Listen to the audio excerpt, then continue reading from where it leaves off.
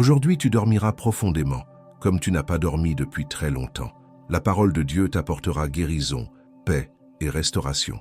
Beaucoup de personnes n'arrivent pas à dormir la nuit parce qu'elles ressentent une soif qu'elles ne parviennent pas à expliquer. Il existe un type de soif qu'aucune eau du monde ne peut apaiser.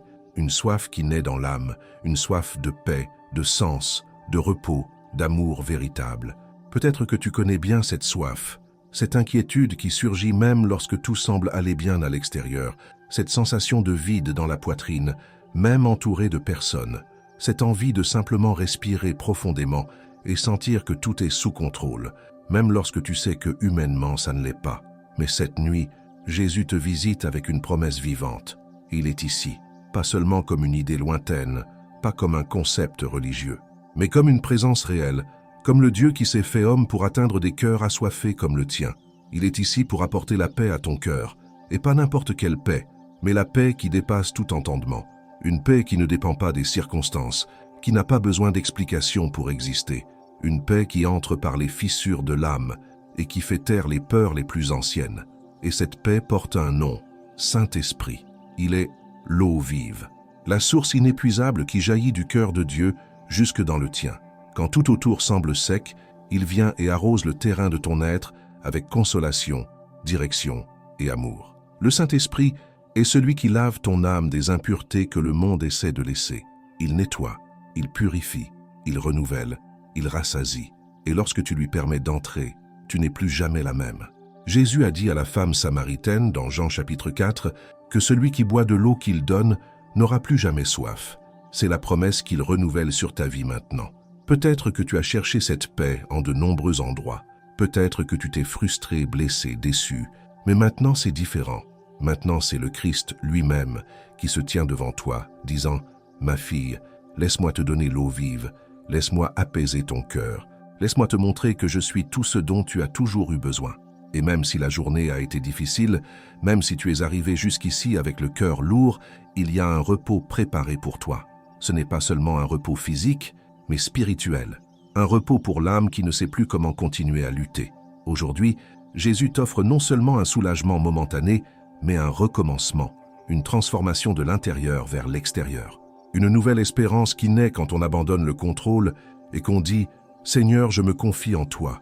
Aujourd'hui, je veux citer quelques passages bibliques qui renforceront ta foi. Mais avant de commencer, appuie sur le bouton « J'aime » si tu aimes Jésus-Christ de tout ton cœur. Si possible, écris ainsi « Seigneur Jésus, je veux boire à la source de la vie ». Maintenant, ressens la présence de Dieu. L'esprit de paix visite votre foyer et l'eau vive est répandue sur vous. Chaque parole que vous entendrez désormais sera comme des gouttes célestes touchant votre âme. Restez avec moi jusqu'au bout. Dieu a quelque chose de profond à vous révéler. Dans le psaume, chapitre 121, verset 4, il est écrit « Voici, celui qui garde Israël ne sommeille ni ne dort. » C'est l'une des promesses les plus réconfortantes de la parole. Tandis que tous autour de vous se retirent, que le monde ralentit et que vos yeux se ferment, Dieu demeure éveillé.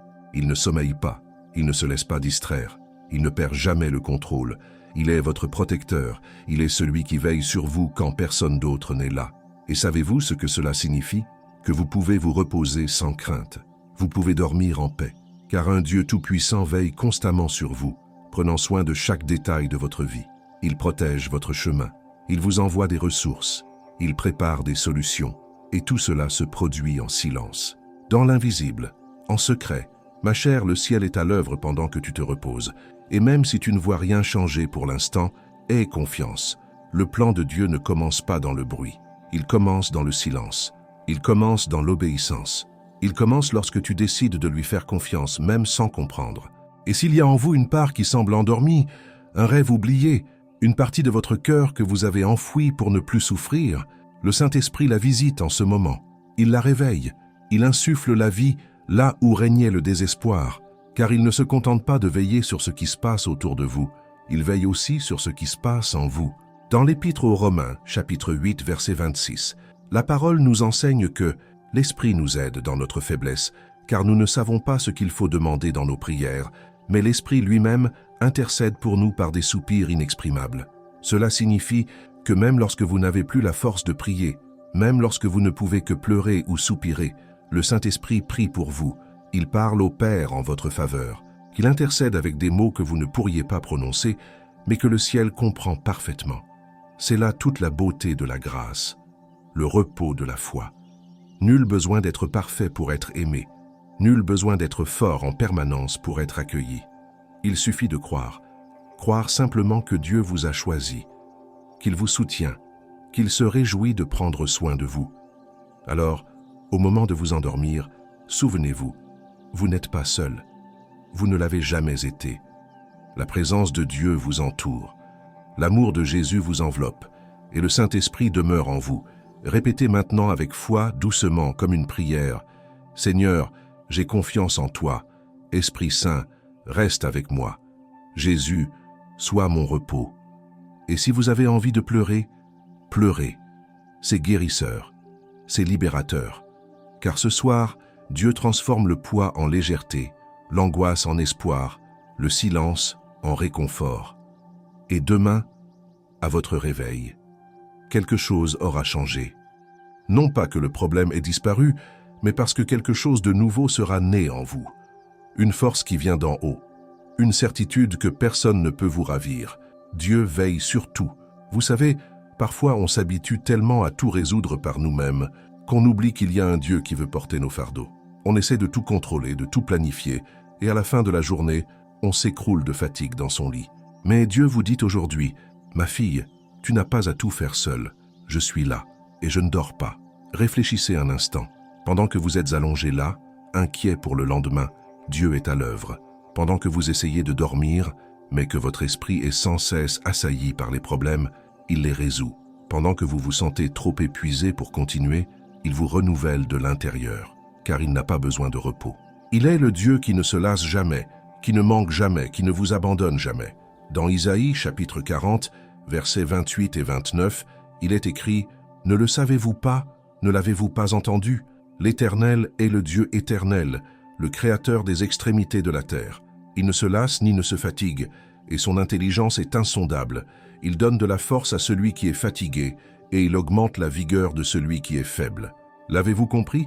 Il donne de la force à ceux qui sont fatigués. Il multiplie la force de ceux qui sont sans vigueur.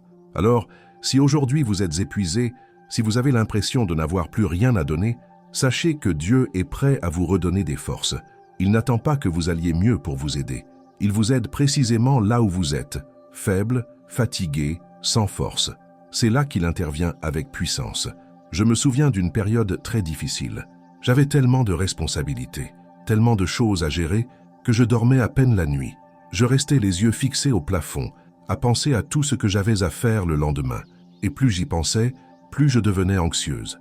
Jusqu'au jour où j'ai lu ce verset qui disait que Dieu ne dort pas. Et cela a complètement changé ma perspective. J'ai réalisé que pendant que je restais éveillé à m'inquiéter, Dieu veillait lui aussi. La différence, c'est qu'il agissait tandis que je m'épuisais. Alors j'ai changé mes habitudes. Chaque soir, avant de m'endormir, je parlais à Dieu. « Seigneur, je vais dormir maintenant, mais je sais que tu ne dors pas. Alors je remets tout entre tes mains. Prends soin de moi pendant mon repos. » Et vous savez quoi? J'ai commencé à mieux dormir, parce que je n'essayais plus de tout résoudre seul. Et la même chose peut vous arriver. Vous n'avez pas à tout porter sur vos épaules. Vous n'avez pas besoin de tout savoir. Vous n'avez pas besoin d'être fort en permanence, car Dieu vous dit « Je suis là, je m'en occupe. Ayez confiance et reposez-vous. » Et concernant ce Saint-Esprit qui intercède pour vous, permettez-moi de vous expliquer plus en détail ce que cela signifie. Il y a des jours où l'on ne sait même pas pourquoi prier, n'est-ce pas? On ressent une profonde angoisse, mais on n'arrive pas à l'exprimer. Ou bien on est si épuisé qu'on n'a même plus la force de prier. C'est là que le Saint-Esprit intervient. Il connaît le cœur du Père, il connaît le vôtre, et il comble le fossé. Il transforme vos soupirs en prières ferventes. Il prend votre douleur et la présente au Père d'une manière qui le touche profondément. Ainsi, même lorsque vous êtes incapable de prier, vos prières sont portées par le Saint-Esprit. Le Saint-Esprit prie pour vous. Cela devrait vous soulager d'un grand poids. Vous n'avez pas besoin de trouver les mots justes. Vous n'avez pas besoin de prier avec éloquence. Vous n'avez pas besoin de connaître la théologie ni de mémoriser des versets. Il vous suffit d'être sincère avec Dieu. Et lorsque les mots vous manquent, le Saint-Esprit comble le vide. Et savez-vous quoi d'autre? Le Saint-Esprit n'est pas une force lointaine. il demeure en vous. Dans la première épître aux Corinthiens, chapitre 6, verset 19, Paul demande « Ignorez-vous que votre corps est le temple du Saint-Esprit qui est en vous? Vous êtes un temple du Saint-Esprit. Cela signifie qu'il est avec vous en permanence.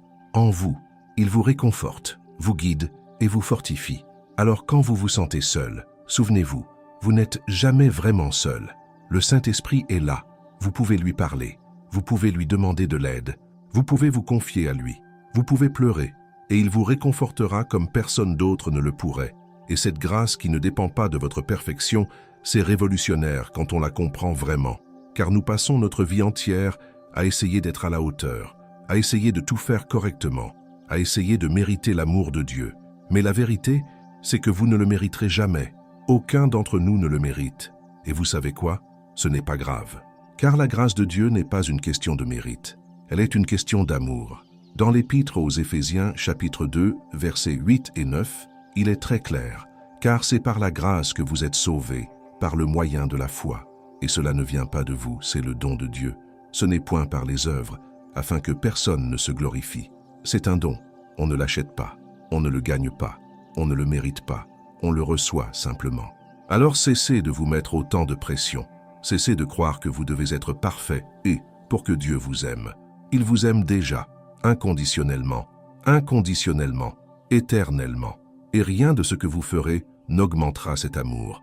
Et rien de ce que vous ne ferez pas ne le diminuera, car son amour ne repose pas sur vos actions, mais sur sa nature. Et quand vous comprenez cela, quand cela s'imprègne vraiment en vous, vous commencez à vivre différemment. Vous cessez de vivre dans la peur de faire des erreurs. Vous cessez de cacher vos défauts.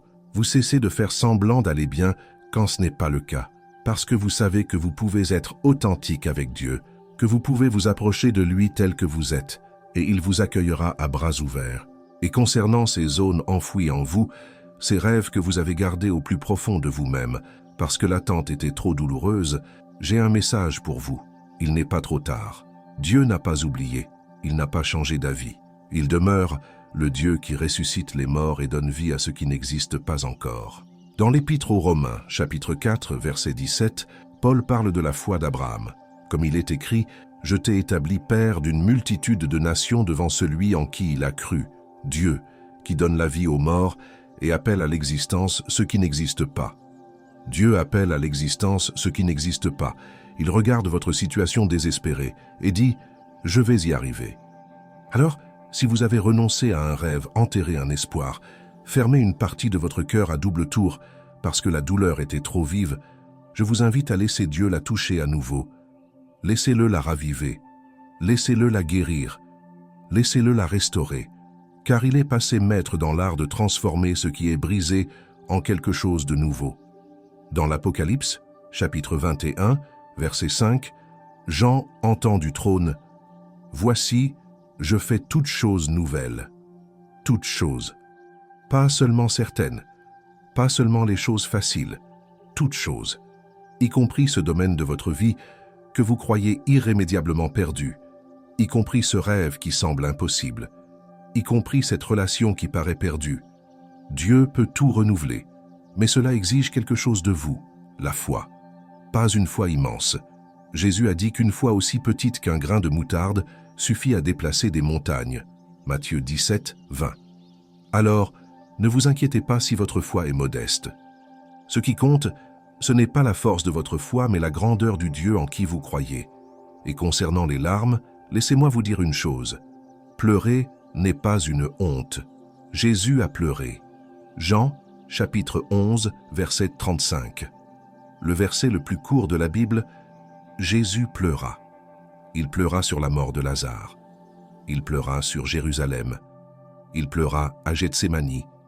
Alors, si Jésus lui-même a pleuré, qui sommes-nous pour penser que nous devons être forts en permanence? Pleurer est humain. Pleurer est sain. Pleurer est parfois nécessaire. Et Dieu ne s'offusque pas de vos larmes. En fait, il les recueille toutes. Dans le psaume 56, verset 8, David dit « Tu comptes mes pas quand je m'égare, tu recueilles mes larmes dans ton outre. Ne sont-elles pas inscrites dans ton livre? Dieu voit vos larmes. Il ne vous ignore pas. Il ne minimise pas votre souffrance. Il est attentif à vos besoins. Il partage votre douleur. Et il promet qu'un jour, il essuiera toutes vos larmes. Apocalypse chapitre 21, verset 4. Alors, si vous avez besoin de pleurer aujourd'hui, pleurez. Ne vous retenez pas. N'essayez pas de faire comme si tout allait bien si ce n'est pas le cas. Soyez honnête avec Dieu. Il peut accueillir vos émotions. Il peut accueillir votre colère, votre frustration, votre tristesse, votre déception. Il est assez grand pour tout cela. Et lorsque vous criez en sa présence, quelque chose se produit. Il y a délivrance, il y a guérison, il y a réconfort, car il est le Dieu de toute consolation. Dans la deuxième épître aux Corinthiens, chapitre 1, versets 3 et 4, Paul écrit « Béni soit Dieu, le Père de notre Seigneur Jésus-Christ, le Père des miséricordes et le Dieu de toute consolation, qui nous console dans toutes nos afflictions. Dieu vous réconforte dans toutes vos épreuves. » Sans exception, quelle que soit votre douleur, il a du réconfort pour vous. Quelle que soit la profondeur de votre blessure, il a la guérison. Quelle que soit l'obscurité de votre nuit, il a la lumière. Quant à cet échange que Dieu opère en vous aujourd'hui, il ne s'agit pas de magie, mais d'un processus.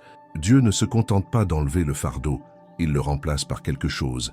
Il échange votre tristesse contre la joie, votre deuil contre la danse, vos cendres contre la beauté. Cette promesse est clairement exprimée dans Isaïe, chapitre 61, verset 3. Mais cet échange se produit lorsque vous vous rapprochez de lui, lorsque vous passez du temps en sa présence, lorsque vous ouvrez votre cœur et le laissez agir. Ce n'est pas instantané, c'est un processus, mais c'est réel et transformateur. J'ai vu des personnes complètement transformées par la puissance de Dieu. Des personnes qui étaient plongées dans une profonde dépression et qui vivent désormais dans la joie. Des personnes qui étaient prisonnières de leurs addictions et qui en sont maintenant libérées. Des personnes qui avaient perdu espoir et qui vivent désormais pleines d'espérance. Et si Dieu a fait cela pour elles, il peut le faire pour vous.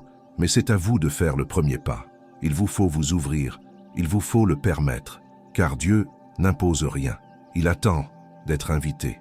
Il frappe à la porte, mais c'est à vous de l'ouvrir. Apocalypse chapitre 3, verset 20. « Voici, je me tiens à la porte et je frappe. Si quelqu'un entend ma voix et ouvre la porte, j'entrerai chez lui, je souperai avec lui et lui avec moi. » Aujourd'hui, je vous invite donc à ouvrir pleinement votre cœur à Dieu.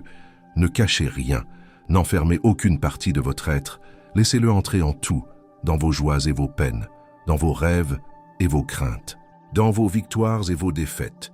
Et lorsqu'il entrera, tout commencera à changer. Et concernant ce sentiment d'être différent au réveil demain, je veux que vous compreniez ce que cela signifie. Il ne s'agit pas de dire que tous vos problèmes disparaîtront du jour au lendemain. Il ne s'agit pas de dire que tout sera résolu lorsque vous ouvrirez les yeux, mais vous serez différent, car ce qui change en premier, ce ne sont pas les circonstances, c'est vous. Lorsque vous passez du temps en présence de Dieu, lorsque vous vous abandonnez totalement à lui, lorsque vous trouvez le repos dans la foi, quelque chose change en vous. Vous accédez à une paix qui ne dépend pas du bon déroulement des choses. Vous accédez à une force qui ne vient pas de vous-même. Vous accédez à une espérance qui ne repose pas sur les circonstances.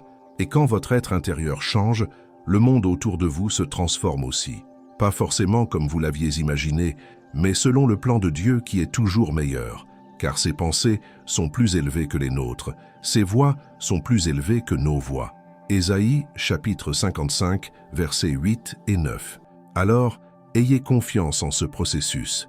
Ayez confiance en la volonté divine. Ayez confiance qu'il sait ce qu'il fait, même quand vous ne comprenez pas.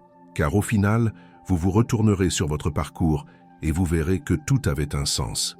Que chaque larme avait un but, que chaque douleur vous a façonné, que chaque difficulté vous a préparé à quelque chose de plus grand. Et pendant que vous attendez, que vous avez confiance, que vous vous reposez, souvenez-vous toujours, Dieu ne dort pas, il œuvre, il prend soin de vous, il prépare. Et lorsque le moment sera venu, vous verrez sa gloire se manifester dans votre vie d'une manière si puissante que vous en serez vous-même surpris. Dans le psaume chapitre 46, verset 1, il est dit « Dieu est notre refuge et notre force, un secours qui ne manque jamais dans la détresse. » Ces mots sont comme un baume pour l'âme, car il arrive que tout semble s'écrouler autour de nous, que les émotions nous submergent, que les problèmes paraissent insurmontables. Mais cette promesse demeure. Dieu est présent, et plus que présent, il est un refuge, un havre de paix, un lieu où l'on peut courir sans crainte d'être rejeté, où l'on peut se confier sans peur, où l'on peut simplement être et être aimé. Il n'est pas un Dieu lointain qui observe votre souffrance. Il est un secours bien présent. Il pénètre au cœur de la tempête. Il vous accompagne dans les vallées obscures. Il est assis près de vous dans le silence de l'aube, quand personne d'autre ne remarque vos larmes. Il vous comprend. Et, plus que comprendre, il agit. Il œuvre dans l'invisible. Il vous tient la main même quand vous vous croyez seul. Vous souvenez-vous de David, un homme selon le cœur de Dieu, mais qui aussi pleurait, qui aussi se sentait faible, qui lui aussi connaissait des nuits où il ne pouvait que crier sa détresse. Dans le psaume 13, il commence par dire « Jusqu'à quand, Seigneur? M'oublieras-tu pour toujours ?» Les paroles d'un homme las, épuisé, qui ne comprenait plus les voix de Dieu. Mais même dans cette souffrance, il termine en disant « Mais j'ai confiance en ta miséricorde. Mon cœur se réjouit de ton salut. Voilà la foi mature. Voilà l'abandon. » C'est lorsque, même sans entrevoir la solution, vous décidez de vous reposer sur la nature de Dieu. Même sans comprendre pourquoi, vous choisissez de faire confiance à un amour inconditionnel. Même les larmes aux yeux, vous poursuivez votre chemin, car vous savez qu'un Père veille sur tout. Peut-être vous sentez-vous ainsi aujourd'hui, partagé entre « combien de temps » et « j'ai confiance ». Et c'est magnifique aux yeux de Dieu, car il ne fuit pas vos questions. Au contraire, il s'approche, il s'assoit à vos côtés et commence à guérir votre âme. Il ne vous demande pas de force, il vous offre du réconfort. Le Saint-Esprit est l'eau vive qui vient maintenant laver la poussière de votre âme, vous donner un souffle nouveau, vous rappeler, vous êtes une fille bien-aimée. Et comme il est écrit dans le psaume 130, verset 5, « J'attends l'Éternel, mon âme attend, et j'espère en sa parole. » Oui, il y a une attente, mais cette attente n'est pas vaine, elle est remplie de sa présence. C'est le temps où Dieu prépare le terrain, façonne votre cœur et prend soin des aspects invisibles aux yeux de tous. Et pendant que vous attendez, il vous soutient. La parole de Dieu dit aussi, dans le psaume 55, verset 22, « Remets ton fardeau à l'Éternel, et il te soutiendra. Il ne laissera jamais chanceler le juste. » Tu peux maintenant te décharger de tout ce qui t'accable, les peurs, les pressions, l'anxiété qui cherche à te dominer. Il te soutiendra, il te tient dans ses bras, et il ne te laissera pas tomber. Ayez confiance. Même si la situation ne change pas aujourd'hui, votre cœur peut se renouveler dès maintenant. Et savez-vous ce qu'il promet dans le psaume 4, verset 8 ? « Je me couche et je dors en paix, car toi seul, Seigneur, tu me fais demeurer en sécurité. Cette paix est là, elle est vôtre, pas demain, pas quand tout sera réglé, mais maintenant. Car Jésus est là pour apporter la paix à votre cœur, et le Saint-Esprit est l'eau vive qui étanche votre soif la plus profonde. » Vous savez, ce verset du psaume 46 est d'une grande force. Il ne dit pas que Dieu est un refuge et une force quand tout va bien. Non, il dit que Dieu est un secours toujours présent dans la détresse. Cela signifie que c'est précisément dans les moments les plus difficiles, quand la douleur s'intensifie, quand on se sent perdu, qu'il se révèle comme un refuge. C'est au cœur même de la tempête qu'on découvre qu'il est notre havre de paix. Je me souviens d'une période très difficile. Tout semblait s'effondrer en même temps. Des problèmes au travail, dans ma famille, des soucis de santé. Plus j'essayais de les résoudre, plus la situation semblait m'échapper. Je me sentais complètement perdu. Jusqu'au jour où, au comble du désespoir, j'ai tout simplement cessé. J'ai arrêté d'essayer de tout régler seul. J'ai cessé de lutter par mes propres forces. Et j'ai prié, « Seigneur, je n'en peux plus. Je remets tout entre tes mains. » À cet instant, quelque chose a changé. Ce ne sont pas les circonstances qui ont changé immédiatement, mais mon cœur. Une paix inexplicable m'a envahi, et j'ai compris que Dieu était mon refuge, que je pouvais trouver la paix en lui-même quand tout s'écroulait. Vous pouvez faire de même. Vous pouvez cesser dès maintenant de tout porter seul. Vous pouvez vous délester de ce fardeau trop lourd. Vous pouvez confier cette situation accablante à Dieu, car il est fort là où vous êtes faible. Il a des solutions là où vous ne voyez que des problèmes. Il a une issue là où vous ne voyez que des impasses. Et voyez comment ce verset se poursuit dans le psaume 46. Du verset 2 au verset 3, il est dit « C'est pourquoi nous ne craindrons rien, même si la terre est bouleversée, même si les montagnes sont transportées au cœur des mers, même si les flots mugissent et s'agitent, même si les montagnes tremblent sous leurs vagues, même si tout s'effondre, même si le monde semble s'écrouler, nous n'avons rien à craindre, car Dieu est avec nous. » Avez-vous déjà pris le temps d'y réfléchir? Même si tout autour de vous est chaotique, même si vous avez l'impression d'être pris dans une violente tempête, Dieu demeure un refuge. Et celui qui se trouve dans un refuge est protégé. Il est en sécurité. Dehors, il peut faire du vent, il peut pleuvoir, le tonnerre peut gronder, mais celui qui est à l'abri est protégé. Et Dieu est ce refuge pour vous. Et concernant ce verset du psaume 13 que nous avons mentionné, où David s'écrie « Jusqu'à quand ?» Je tiens à ce que vous compreniez une chose importante. Il est normal de ne pas aller bien. Il est normal d'avoir des doutes. Il est normal d'être fatigué. Il est normal de se poser des questions. Dieu n'est pas offensé par vos questions. Il ne vous abandonne pas lorsque vous êtes faible. Au contraire, il se rapproche encore davantage de vous. David était un homme selon le cœur de Dieu, mais il était humain.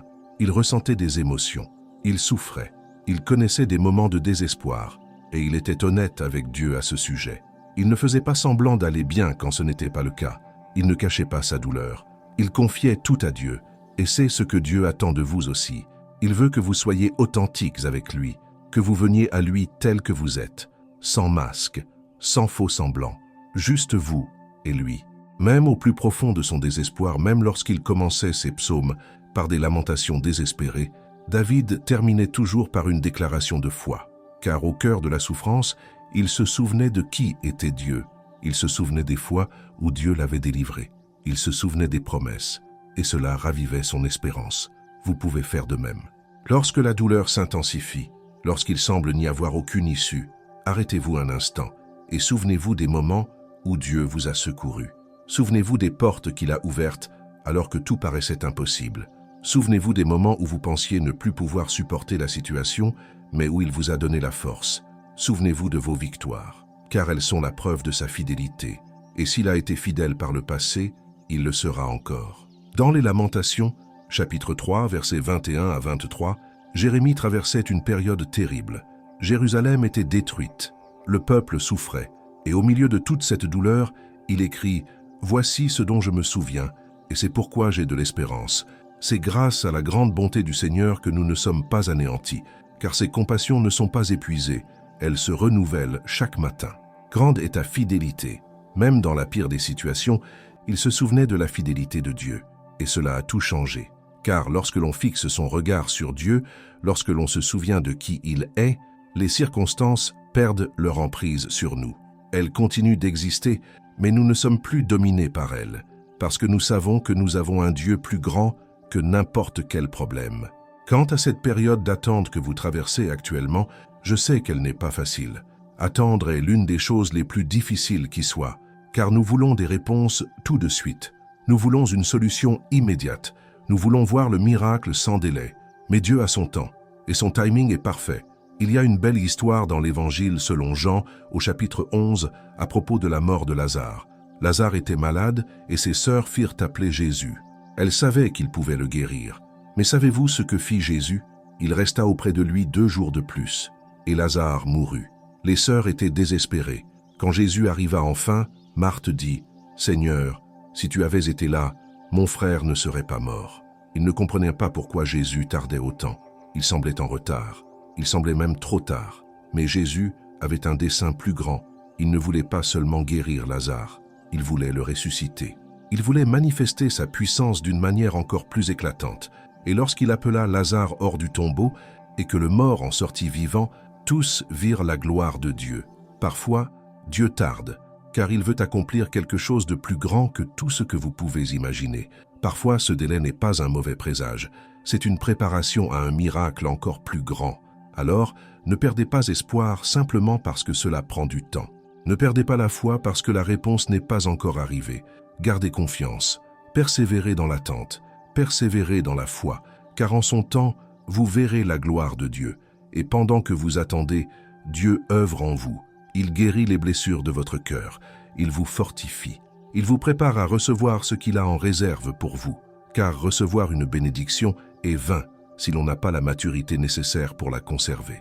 Certaines personnes demandent à Dieu d'ouvrir une porte, mais elles ne sont pas prêtes à la franchir. D'autres demandent une promotion, mais elles n'ont pas la force émotionnelle nécessaire pour supporter la pression qui en découle. D'autres encore aspirent à une relation, mais elles n'ont pas guéri les blessures du passé. Et Dieu, parce qu'il vous aime, vous prépare d'abord. Il œuvre en vous avant d'agir sur les circonstances. Quant à remettre ses soucis au Seigneur, comme le dit le psaume 55, c'est un acte de foi. Car remettre ses soucis, c'est lâcher prise. C'est cesser de s'accrocher. Et nous avons beaucoup de mal avec cela, n'est-ce pas? Nous aimons tout contrôler. Nous aimons savoir comment les choses vont tourner. Nous aimons avoir toutes les réponses. Mais Dieu vous demande de lâcher prise, de faire confiance, de vous reposer. Dans la première épître de Pierre, chapitre 5, verset 7, il est écrit « Déchargez-vous sur lui de tous vos soucis, car il prend soin de vous. Il prend soin de vous. Vous n'êtes pas un fardeau pour lui. Vous ne le dérangez pas. Vous n'êtes pas un problème. Il se soucie de vous. Il veut prendre soin de vous. Et lorsque vous lui confiez vos soucis, il vous soutient. Je sais qu'il y a des jours où l'anxiété vous submerge, où vos pensées s'emballent, où votre cœur s'emballe sans raison apparente, et où vous vous sentez suffoqué, opprimé, à bout de souffle. Mais je veux que vous sachiez que Dieu comprend cela. Il connaît votre fragilité. Il sait que vous êtes humain, et il ne vous condamne pas pour cela. Dans la deuxième épître aux Corinthiens, chapitre 12, verset 9, Paul raconte qu'il avait une écharde dans la chair qui le tourmentait. Il a demandé à Dieu à 3 reprises de la lui enlever. Mais Dieu lui a répondu « Ma grâce te suffit, car ma puissance s'accomplit dans la faiblesse. » Dieu n'a pas enlevé l'écharde, mais il a donné à Paul la grâce de la supporter. Et Paul a appris une chose puissante, c'est dans sa faiblesse que la puissance de Dieu se manifeste le plus fortement. N'ayez donc pas honte de votre faiblesse. Ne vous sentez pas moins spirituel parce que vous luttez. Ne pensez pas avoir échoué parce que c'est difficile. C'est précisément dans la faiblesse que la puissance de Dieu se manifeste. C'est lorsque vous reconnaissez que vous ne pouvez pas y arriver seul qu'il intervient avec force. C'est lorsque vous cessez de vouloir être fort et que vous vous laissez prendre en charge qu'il agit. Quant au sommeil paisible, comme le dit le psaume 4, je sais que pour beaucoup d'entre vous, cela semble impossible. Il y a des nuits où vous vous tournez et vous retournez, mais le sommeil ne vient pas. Votre esprit est sans cesse agité. Les soucis vous envahissent et vous vous réveillez plus fatigué qu'au moment du coucher. Mais je vous invite à faire quelque chose de différent aujourd'hui. Avant de vous endormir, parlez à Dieu. Confiez-lui tout ce qui vous préoccupe, vos peurs, vos angoisses, vos problèmes, puis abandonnez-vous entièrement à lui. Déclarez à voix haute « Seigneur, je remets tout cela entre tes mains. Je vais dormir maintenant, mais toi, tu ne dors jamais. Alors, prends soin de moi. » Et lorsque les pensées négatives tentent de revenir, lorsque l'inquiétude vous saisit à nouveau, répétez-vous « Je m'en suis déjà remis à Dieu. » Ce n'est plus à moi de résoudre ce problème seul. Je sais qu'il s'en occupe. Et peu à peu, vous réaliserez que vous pouvez vous reposer, car vous ne portez plus tout seul. L'image du Saint-Esprit comme eau vive qui étanche la soif fait référence aux paroles de Jésus dans l'évangile de Jean, chapitre 4, lorsqu'il s'est adressé à la Samaritaine au puits. Elle était venue puiser de l'eau, mais Jésus lui a offert bien plus. Au verset 14, il dit « Mais celui qui boira de l'eau que je lui donnerai n'aura plus jamais soif. L'eau que je lui donnerai deviendra en lui une source d'eau jaillissant pour la vie éternelle. » Jésus parlait d'une soif qui n'est pas physique, une soif de l'âme, une soif de paix, une soif de sens, une soif d'amour véritable. Et lui seul peut étancher cette soif. On peut posséder tout ce que le monde a à offrir et pourtant se sentir vide. On peut avoir le succès, l'argent, des relations épanouissantes et pourtant ressentir un manque. Car ce qui manque, c'est Dieu. Ce qui manque, c'est sa présence. Et lorsque vous laissez le Saint-Esprit vous remplir, lorsque vous vous ouvrez à la présence de Dieu, cette soif disparaît. Car vous trouvez en lui tout ce dont vous avez besoin, la paix, la joie, l'amour, le sens de votre existence, la direction à suivre. Tout est en lui. Et je voudrais terminer en vous disant une chose. Vous n'avez pas besoin de tout savoir. Vous n'avez pas besoin de tout comprendre. Vous n'avez pas besoin d'être fort en permanence. Vous avez simplement besoin d'être dans les bras du Père. Et dans ses bras, vous êtes en sécurité. Vous êtes protégé. Vous êtes aimé. Parfois, l'âme semble hurler dans le silence, non pas avec des mots, mais avec des sensations difficiles à expliquer. C'est comme s'il y avait en vous un vide que ni le temps, ni les gens, ni les biens matériels ne peuvent combler. Et dans ces moments-là, surgit ce besoin de disparaître, de tout fuir un instant, juste pour respirer. Mais vous savez quoi? Dieu comprend ces moments. Et plus que comprendre, il veut être là avec vous. Car c'est précisément dans le silence des premières lueurs du jour, dans le tourbillon de vos pensées, dans les larmes qui coulent, sans prévenir, qu'il se rapproche le plus de vous, parce qu'il connaît les profondeurs de votre âme, les recoins que vous n'avez jamais dévoilés à personne, les peurs que vous avez tenté de dissimuler, les erreurs que vous pensiez imperceptibles. Il a vu, mais il ne vous a pas abandonné. Il est toujours là, avec amour, avec grâce, avec pardon, avec paix. Et cette paix, ma chère, n'est pas fragile. Elle est comme un fleuve qui déborde et purifie tout. Un fleuve qui emporte les vieilles douleurs, qui redonne des forces. Un fleuve que Jésus lui-même a appelé eau vive.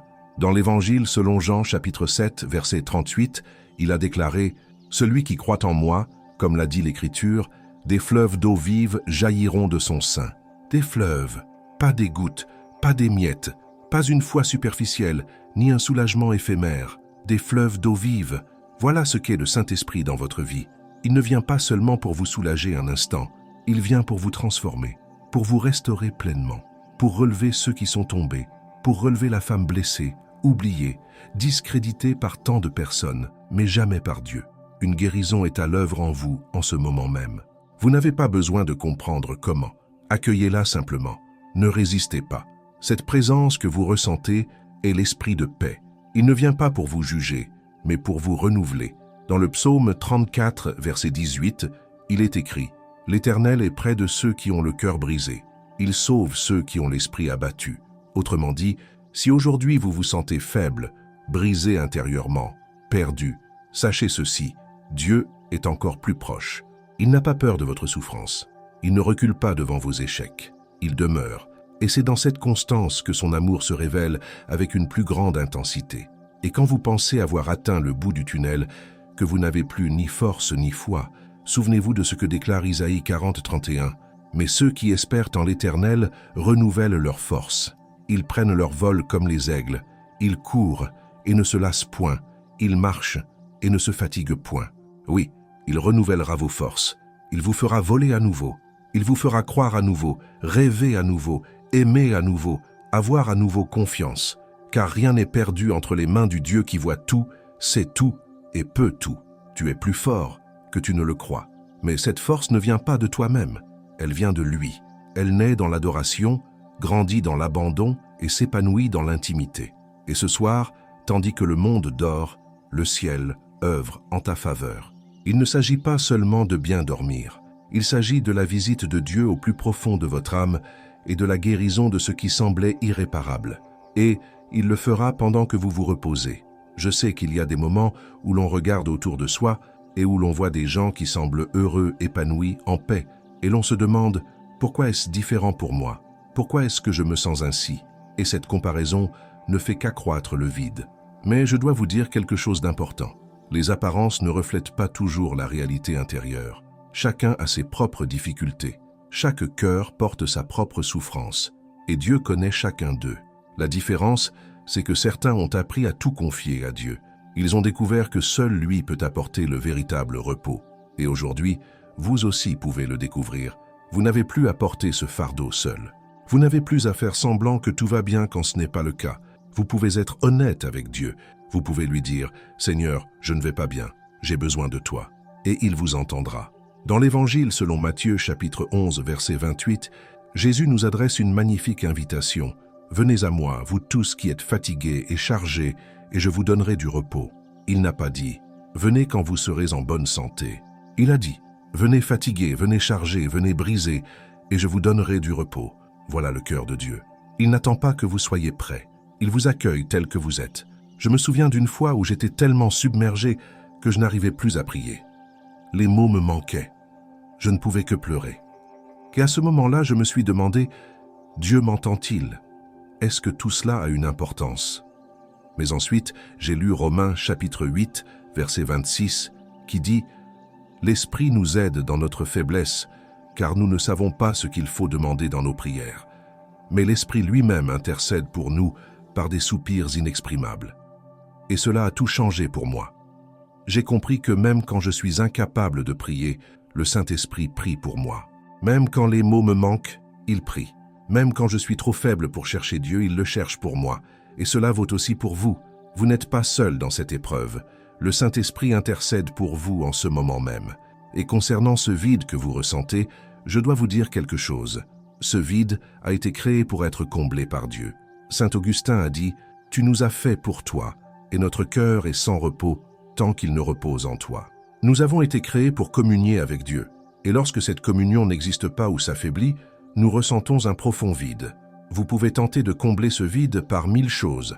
Le travail, les relations, le shopping, les divertissements, tout ce qui peut vous distraire un instant. Mais au final, lorsque vous vous retrouvez seul avec vos pensées, le vide revient. Car ces choses ne sont pas faites pour combler le vide que seul Dieu peut occuper. Mais quand on laisse Dieu entrer dans sa vie, quand on lui ouvre pleinement son cœur, quelque chose se produit. Ce vide commence à se combler, pas du jour au lendemain, pas par magie, mais petit à petit, on réalise qu'on est différent, qu'il y a une paix qui n'existait pas auparavant, qu'il y a un but qu'on ne voyait pas, qu'il y a de l'espoir là où il n'y avait que du découragement. Et quant aux larmes qui coulent sans permission, n'en ayez pas honte. Dieu n'est pas troublé par vos larmes. En réalité, il les recueille. Dans le psaume 56, verset 8, David dit à Dieu, « Tu comptes mes pas quand je m'égare. Recueille mes larmes dans ton outre. Ne sont-elles pas inscrites dans ton livre? Chaque larme que vous versez est précieuse aux yeux de Dieu. Il ne néglige pas votre douleur. Il ne minimise pas votre souffrance. Il se soucie profondément de vous. Et un jour, quand tout sera fini, quand vous aurez surmonté cette épreuve, vous vous retournerez sur votre passé et comprendrez que ces larmes n'ont pas été vaines. Elles ont arrosé une terre aride, préparant le sol pour qu'une nouvelle vie puisse s'y installer. Car Dieu a ce pouvoir incroyable de transformer la souffrance en force. Il prend vos blessures et les transforme en témoignages. Il prend vos cicatrices et les transforme en force pour aider ceux qui traversent les mêmes épreuves. Dans la deuxième épître aux Corinthiens, chapitre 1, versets 3 et 4, Paul écrit « Béni soit Dieu, le Père de notre Seigneur Jésus-Christ, le Père des miséricordes et le Dieu de toute consolation, qui nous console dans toutes nos afflictions, afin que, par la consolation dont nous sommes nous-mêmes consolés par Dieu, nous puissions consoler ceux qui sont dans la détresse. Cette douleur que vous ressentez, cette épreuve qui semble interminable, Dieu s'en servira. Il vous réconfortera d'abord. Il vous guérira. Il vous rétablira. Puis, il utilisera votre histoire pour réconforter d'autres femmes qui traversent la même épreuve. Votre souffrance ne sera pas vaine. Elle sera transformée en un message de réconfort. Et ce besoin de fuir, de disparaître un instant pour respirer, je le comprends parfaitement. Parfois, la vie est si pesante qu'on a juste besoin de s'en éloigner un moment. Mais voici une vérité essentielle. Fuir ne résout rien. Cela ne fait que repousser l'échéance. Car à votre retour, les problèmes sont toujours là. Mais savez-vous ce qui les résout? Affrontez tout cela avec Dieu à vos côtés, pas seul, pas par vos propres forces, mais avec lui. Car lorsque Dieu est avec vous, lorsqu'il vous soutient, vous pouvez surmonter des épreuves inimaginables. Vous êtes surpris par votre propre force. Mais en vérité, cette force ne vient pas de vous. Elle est sa force en vous. Dans l'Épître aux Philippiens, chapitre 4, verset 13, Paul déclare « Je peux tout faire grâce au Christ qui me fortifie. » Tout, pas seulement quelques-uns, absolument tout, y compris cette situation que vous traversez actuellement, y compris cette douleur qui semble insupportable, y compris ce vide qui paraît infini. Vous pouvez surmonter tout cela, non pas parce que vous êtes fort, mais parce que le Christ vous fortifie.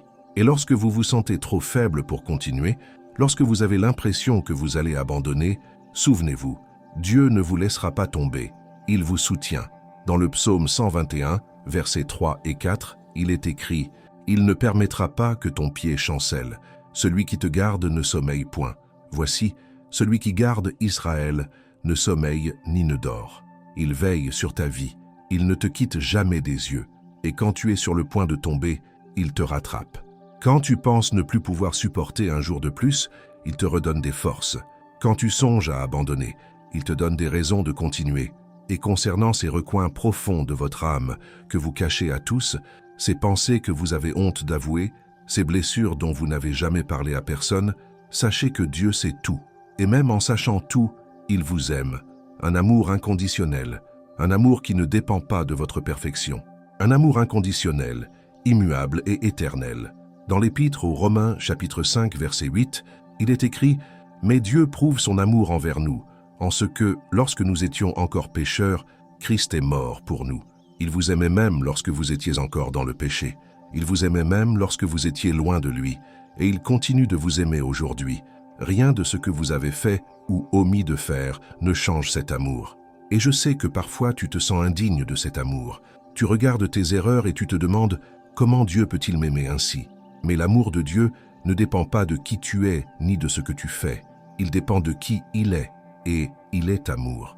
Dans la première épître de Jean chapitre 4 verset 8, il est simplement dit « Dieu est amour ». Alors, cessez de chercher à le mériter. Cessez d'être si exigeant envers vous-même. Cessez de vous punir pour vos erreurs passées. Car Dieu vous a déjà pardonné. Il ne tient plus compte de vos péchés. Dans Isaïe chapitre 43 verset 25, Dieu dit « C'est moi qui efface tes transgressions à cause de moi-même, et je ne me souviens plus de tes péchés. » Il l'a effacé, il ne s'en souvient plus. Alors pourquoi t'obstines-tu à t'en souvenir? Pourquoi continues-tu à te punir pour quelque chose que Dieu a déjà pardonné? Il est temps de te pardonner. Il est temps de lâcher prise. Il est temps d'accepter que Dieu t'aime, te pardonne et t'accepte tel que tu es. Et cette présence que vous ressentez en ce moment même, en lisant ces lignes, n'est pas le fruit du hasard. C'est le Saint-Esprit qui vous touche. C'est Dieu qui se révèle à vous en cet instant. Il n'a besoin ni de temple ni de cérémonie. Il peut vous rencontrer là où vous êtes, dans votre chambre, dans votre salon, dans le silence de la nuit. Il est là.